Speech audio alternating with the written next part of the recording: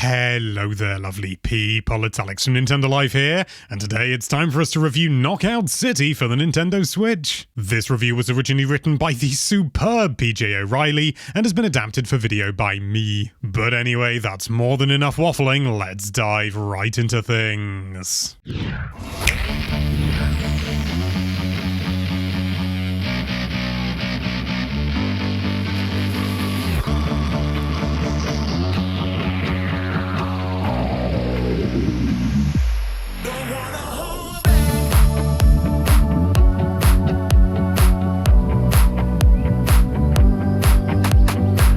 As seasoned dodgeball professionals over here at Nintendo Life, we're well aware that the most important aspect in creating a successful video game based on this king of sports is nailing the sound that the ball makes as it smashes powerfully into the face and or body of your opponent. It really needs that springy, rubbly, wince-inducing thwack just right, and we're happy to report Knockout City does just that. This is a quick, slick, and colourful team-based arcade sports game that gets the basics right, built on them with some neat tweaks and twists, and serves up some excellent and addictive action as a result.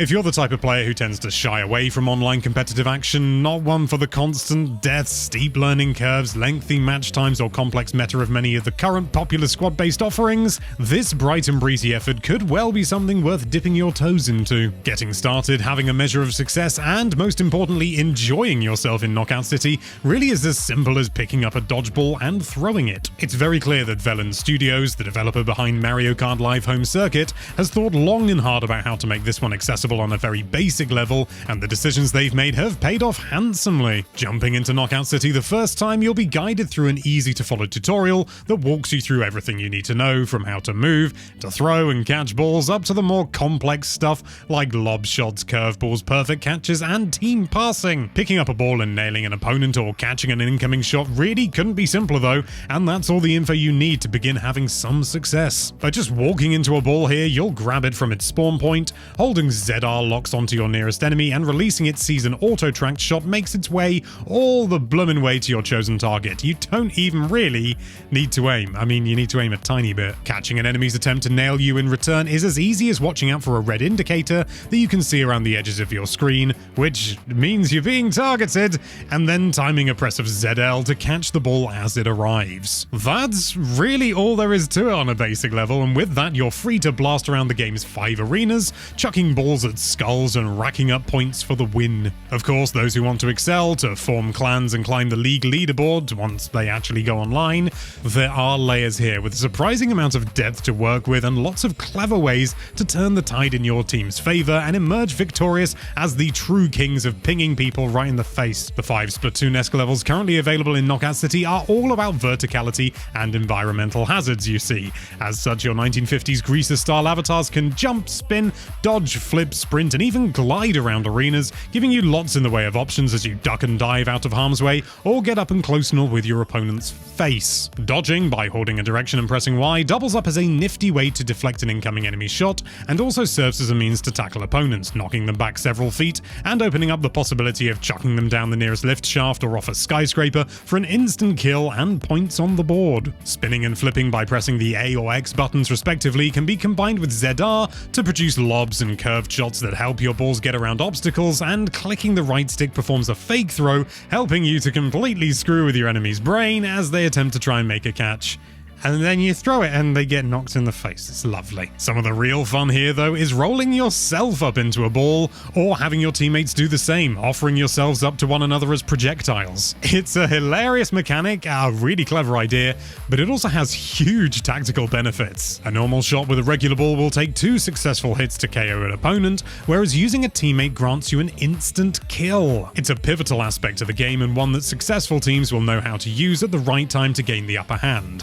You can also hold the throw button when in possession of a teammate in order to perform an ultimate shot, throwing them high up in the air where they take control of their own descent and land back down with a great big blooming explosion, capable of taking out a whole lot of nasties. Further to all of this is passing between your crew, an element of the game that's being sorely underused at this early stage. For every pass you make to your teammates, you automatically gain a level of charge to the ball being passed around, meaning that when you fire it, it travels that little bit faster. Pass it around a few times between your team, up to a maximum of 6 tiers of charge, and you've got yourself a venomous shot that's all but impossible to successfully catch. Of course, catching itself comes into play here as well, and making a perfectly timed catch of an opponent's shot instantly supercharges the ball, giving you one seriously hot rocket to serve right back at the foes. Obviously, with the amount of strategy you can build into your game through all these little tricks and mechanics, playing against a good team, a crew who are properly versed in the dark arts of dodgeball, can see you absolutely rinsed, and this is something that's happened to us on a few occasions when we've played in a team with randoms where people just point blank refuse to engage with stuff like team throwing and passing. However, get a few friends together and communicate effectively, or just use some of the basic emotes in the game to shout for passes and throws when playing with strangers, and a lot of this potential frustration could be quite easily avoided. Having said that, you'll still get people just asking you to pass the ball that you've picked up because they think they deserve it. Now, if all this sounds a little bit complicated, it really isn't. Just getting stuck in with the most rudimentary knowledge here is all you need, and these extra mechanics and fancy bits and pieces naturally fall into place as you keep blasting away through the rounds that feel perfectly paced, short and exciting little matches that have rarely failed to see us screaming at our screens with joy thus far. The 5 stages on offer here are an excellent bunch as well, nice and compact, with plenty of verticality and a range of fun environmental bits and bobs, from jump pads to rotating burger joints, busy freeways where you can hop from car to car, tubes that suck you up and take you from one end of the arena to the other, as well as a building site with a great big bloomin' neon wrecking ball in it. In terms of modes, well, Knockout City does arrive in pretty bare bones fashion in this regard, with the classic 3v3 Team KO easily being the star of the show so far. Here you duke it out in a best of 3 rounds format with 10 points winning a round, making for a delightfully quick and action-packed matches. At this stage, you've also got 3v3 Diamond Dash, which requires you to collect a KO'd opponent's diamond in order to actually secure points,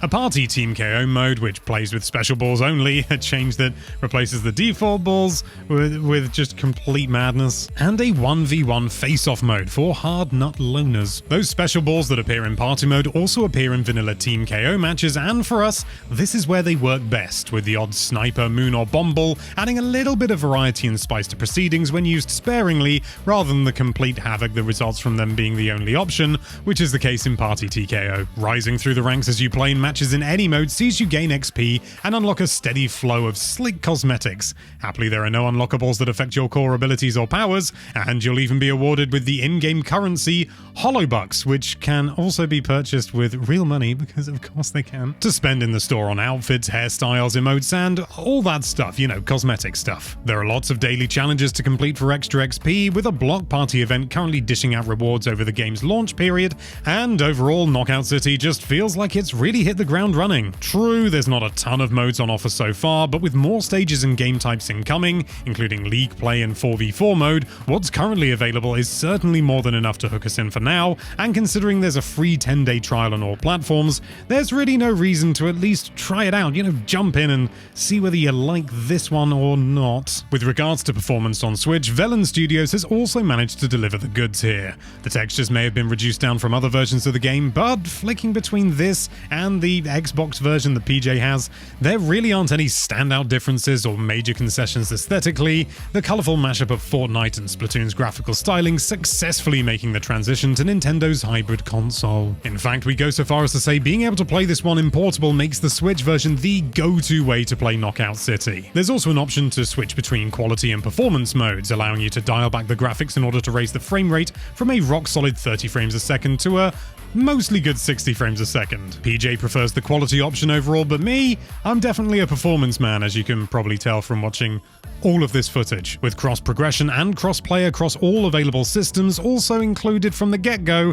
Knockout City really does seem to have positioned itself well for plenty of future success, and even as things stand in terms of a slight lack of modes at this early stage in the game's life, we can't help but be hugely impressed thus far. This is one slapstick arcade sports effort that players of every skill level should check out ASAP. Knockout City is an absolute blast, a colourful arcade sports game that's easy to jump into for newbies, with plenty of depth and strategy for crews looking to become the ultimate dodgeball champions. With 4 modes and 5 stages currently on offer, loads of unlockable cosmetics, daily challenges, and cross-play, cross-progression included from the get-go, this one has hit the ground running, and there is absolutely no reason not to jump into the free trial and see how you fare.